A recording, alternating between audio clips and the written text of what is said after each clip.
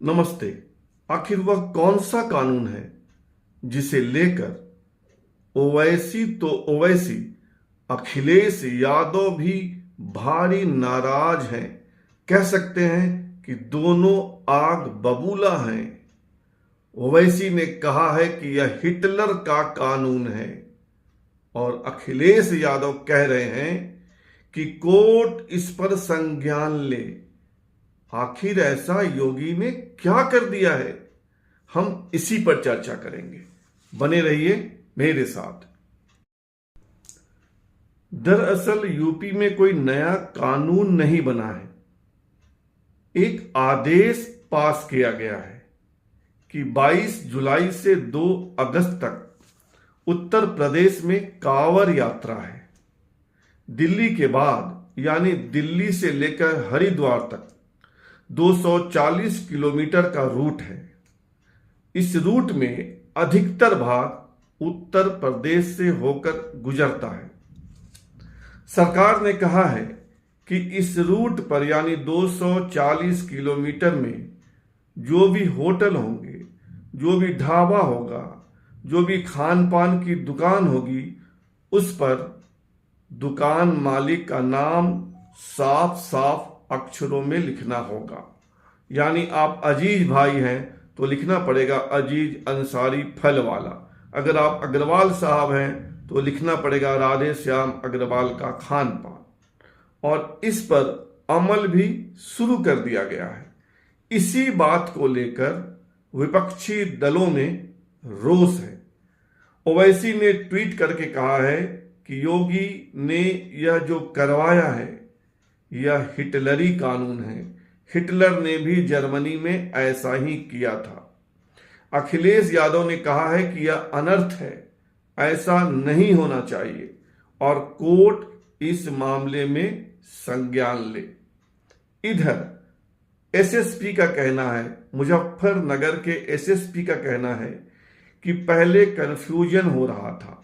साधु संतों ने, कांवड़ यात्रियों ने ऑब्जेक्शन लिया था, इसलिए कानून व्यवस्था की कोई समस्या खड़ी नहीं हो, इसलिए यह आदेश पारित किया गया है और सभी दुकान वाले इसका पालन कर रहे हैं।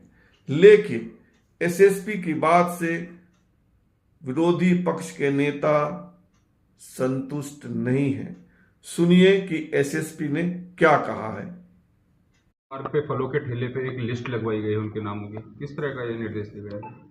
देखिए, कांवड़ की तैयारियां शुरू हो गई हैं और हमारे जनपद में लगभग 240 किलोमीटर का कांवड़ मार्ग है। इसमें जितने भी खान पान के दुकानें हैं, चाहे वो होटल, ढाबे, ठेले, जहां से भी कांवड़िए अपनी खाद्य सामग्री खरीद सकते हैं, उन सबको ये निर्देशित किया गया है कि अपने प्रोप्राइटर के या काम करने वालों के नाम ज़रूर डिस्प्ले करें। ये इसलिए ज़रूरी है ताकि किसी प्रकार का कोई कन्फ्यूजन किसी भी कांवड़िए के अंदर ना रहे और ऐसी स्थिति ना उत्पन्न हो कि कहीं कोई आरोप प्रत्यारोप हो और बाद में कानून व्यवस्था की स्थिति उत्पन्न हो। इसलिए ऐसा निर्देश दिया गया है और सब इसको अपनी स्वेच्छा से इसका पालन कर रहे हैं। सर, मुहर्रम एक तरफ मुहर्रम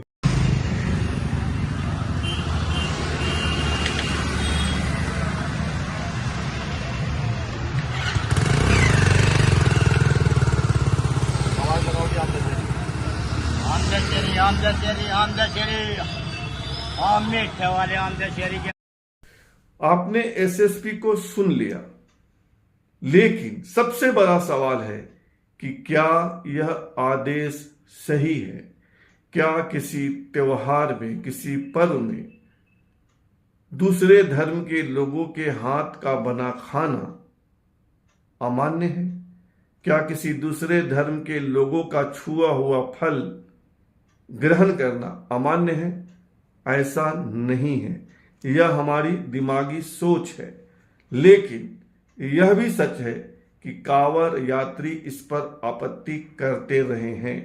उनका कहना है कि अनेक मुस्लिम धर्मावलंबी नाम बदलकर होटलों का संचालन करते हैं। होटल मालिक ताहिर भाई होते हैं, लेकिन बाहर में अग्रवाल पूरी दुकान लिखवा देते हैं। यह आपत्तिजनक है। अगर सभी ठेलों पर, फल की दुकानों में, ढाबा, होटलों पर लिखा रहेगा तो कांवड़ यात्रियों को सुविधा होगा। वे अपनी पसंदगी और नापसंदगी के आधार पर फल या दूसरे सामान ग्रहण करेंगे या नहीं करेंगे। लेकिन विरोधी दल इससे सहमत नहीं है। उनका कहना है कि यह एक तरह से मुसलमानों का आर्थिक बायकॉट है। पहले भी कहा जाता रहा है कि उनसे सामान नहीं खरीदो, और अब तो बाकायदा नियम बनाकर ऐसा हो रहा है। सोशल मीडिया पर भी इसको लेकर कोहराम मचा हुआ है। एक पक्ष इस आदेश के पक्ष में है कि हाँ, ऐसा होना चाहिए।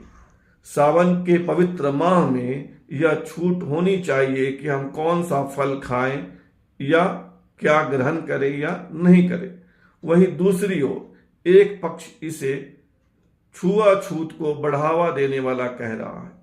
अधिकतर लोग ऐसे हैं जो इसे मुसलमानों के विरुद्ध कह रहे हैं कि यह मुसलमानों का आर्थिक बायकॉट है। आप क्या सोचते हैं? क्या योगी सरकार का यह आदेश सही है या गलत है? आप अपनी भावनाओं से, अपने विचार से हमें भी अवगत करा। फिलहाल इतना ही। धन्यवाद।